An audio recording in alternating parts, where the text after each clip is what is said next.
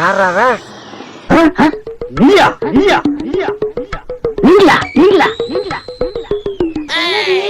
என்னம்மா இன்னும் ஒண்ணுமே சொல்ல கேட்புன்னு சொல்லி 3 மாசம் ஆகும் சொன்ன. அதுவா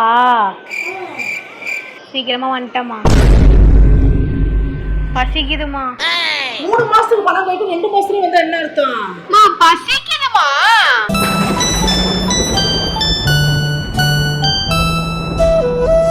நீ வரைய எனக்கு தெரியுமா? எனக்கு நான் வெறும் சாம்பார் வச்சேன். நான் ஏதோ ஒத்துல சாம்பாரா?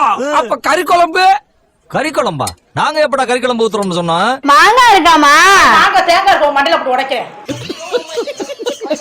25,000 கடை வாங்கி அதுதான் 2 மாசம் தான் வட்டி இன்னும் கட்டல. 3 மாசம் ட்ரெயினிங் சொல்லி தான் 25,000 கட்டுனா. வீட்டுக்கு வந்தோடனே அம்மா அப்படி கத்துற டயர்ட் இருக்குமா? என்ன முங்குறாயா?